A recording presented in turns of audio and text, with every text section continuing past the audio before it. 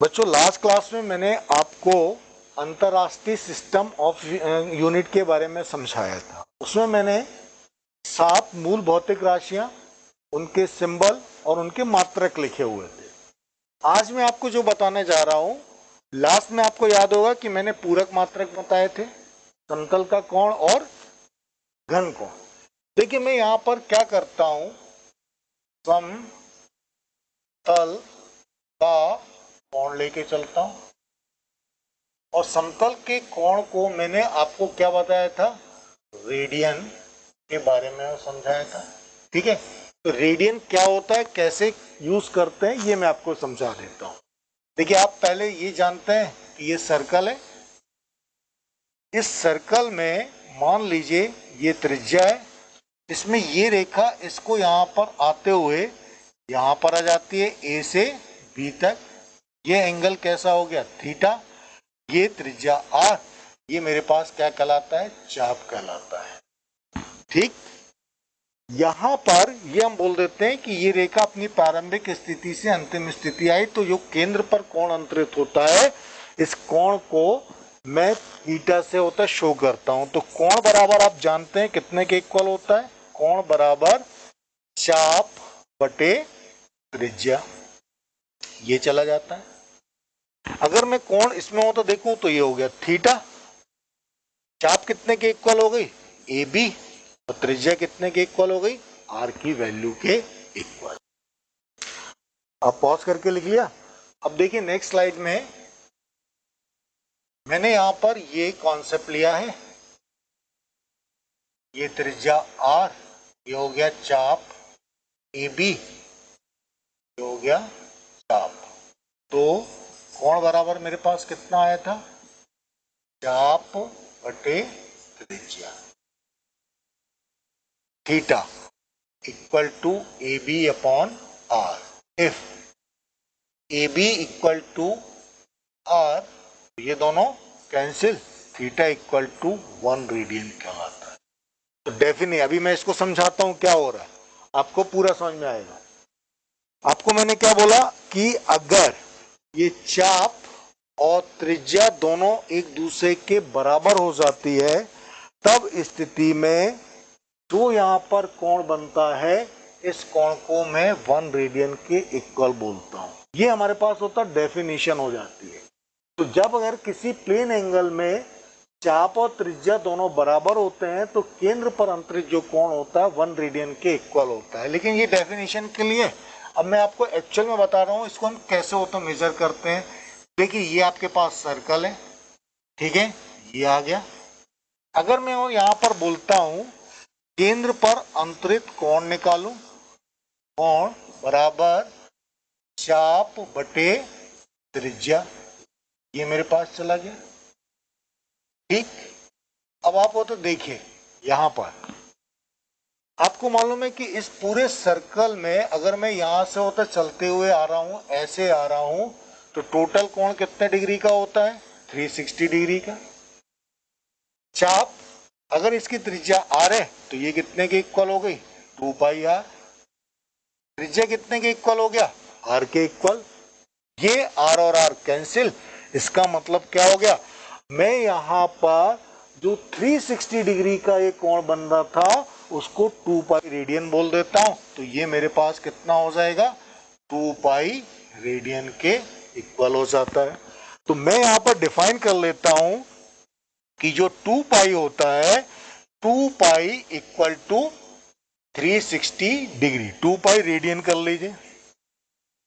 ठीक है, तो 2 पाई रेडियन इक्वल टू मेरे पास कितना आ गया, 360 डिग्री। तो अब मेरे पास क्या हो गया, मैं ये स्टैंडर्ड मान लेता हूं, और आपको मालूम है पाई की वैल्यू 22/7 के इक्वल होती है। तो 2 पाई रेडियन इक्वल टू कितना आ जाता है, 360 डिग्री की वैल्यू के इक्वल आ जाता है। तो देखिए मैं यहां पर क्या कर रहा हूं, अगर मैं इसको लेके चलूं तो मेरे पास 2 पाई रेडियन कितने के इक्वल हो गया, 360 डिग्री। तो देखिए पाई रेडियन मेरे पास कितना आ जाएगा, 360/2 यानी 180 डिग्री। तो मैं अब इसको हमेशा स्टैंडर्ड ले लेता हूं कि pi radian equal to 180 degree. तो अब अपन क्या करते हैं फिजिक्स में, यहाँ पर डिग्री का यूज ना करके रेडियन का यूज करते हैं। ठीक, तो इसके बेस पे मेरे पास कुछ और रिजल्ट आ जाते हैं। जैसे आप क्या कर लीजिए, पाई बाई 2 रेडियन करिए, पाई बाई 2 रेडियन। तो पाई बाई 2 रेडियन, यहाँ से दोनों साइड 2 से डिवाइड करिए तो 90 डिग्री। तो 90 डिग्री को मैं पाई बाई 2 रेडियन से शो करूंगा। सेकेंड, अगर मैं यहाँ पर 3 से डिवाइड कर दूं तो ये हो जाएगा पाई बाई 3 रेडियन, और पाई बाई 3 से करूंगा तो ये भी डिवाइड होगा, तो that is equal to 60 degree. ठीक, नंबर थर्ड आप देखिए, पाई बाई 6 रेडियन करूं, 6 से डिवाइड करिए तो ये कितना आ जाएगा, 30 डिग्री आ जाएगा। इसका मतलब क्या हो गया, मैं किसी भी फिजिकल क्वांटिटी को जो एंगल के टर्म में रिप्रेजेंट है, जो, तो देखिए अब अपन कभी भी डिग्री को फिजिक्स में इंटरनेशनल सिस्टम ऑफ यूनिट के अकॉर्डिंग लिखेंगे, तो मैं यहां पर क्या करूंगा, हमेशा रेडियन का यूज करना शुरू कर दूंगा। ठीक है, एक क्वेश्चन हो तो देता हूं, ठीक, इसी के बेस पे करके मेरे को बताइएगा, पाई की वैल्यू कितने के इक्वल होती है, 22/7। तो आप 1 रेडियन की वैल्यू निकाल के हो तो बताएंगे। क्वेश्चन हो तो लिख लीजिए क्वेश्चन, ठीक है, 1 रेडियन कितने डिग्री के बराबर होता है। ठीक है, ये आप मेरे को बताएंगे कि 1 डिग्री रेडियन की वैल्यू यहां पर कितने के इक्वल होती है। क्या करिएगा, 1 रेडियन इक्वल टू 180 डिग्री, पाई को नीचे लाइएगा, पाई की वैल्यू 22/7 रखिएगा और कैलकुलेट करके देखिएगा। ठीक है ना, वो हमारे पास 1 डिग्री की वैल्यू यहां पर कैलकुलेट हो जाएगी। ये आपका होमवर्क है इसका, ठीक है, इसको करके रखिएगा। ठीक, चलिए मैं यहां पर नेक्स्ट में डायमेंशन लेके चलता हूं। डायमेंशन,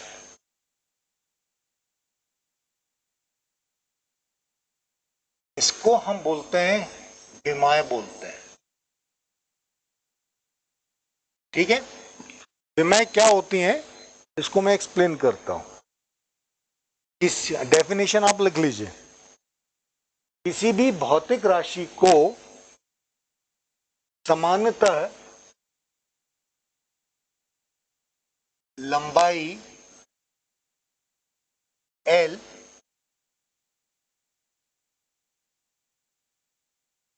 द्रव्यमान M और समय T के टर्म में लिखा जाता है। जब इन भौतिक राशियों को M, L एवं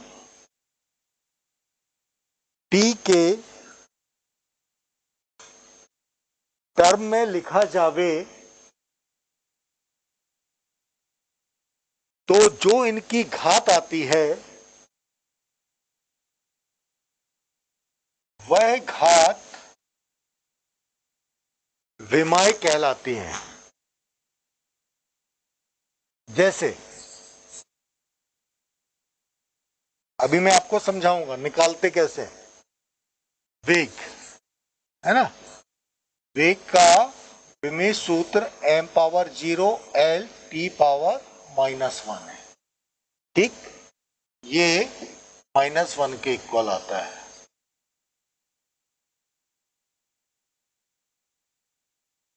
ये -1 के इक्वल चला गया। तो यहां पर m की घात 0 है, l की घात 1 है, t की घात -1 है। तो 0, 1, -1 यहां पर विमाएं कहलाती है। और जब किसी भी भौतिक राशि को m, l और t के टर्म में रिप्रेजेंट कर देते हैं तो जो आपके पास समीकरण बनता है या जो भी आपके पास यहां पर डिफाइन हो जाता है वो विमीय सूत्र या विमीय समीकरण कहलाने लगता है। तो मैं यहाँ पर यही स्टडी, तो ये जो विमाएं हैं इनको हम लेकर सारी भौतिक राशियों को एक्सप्लेन करते हैं।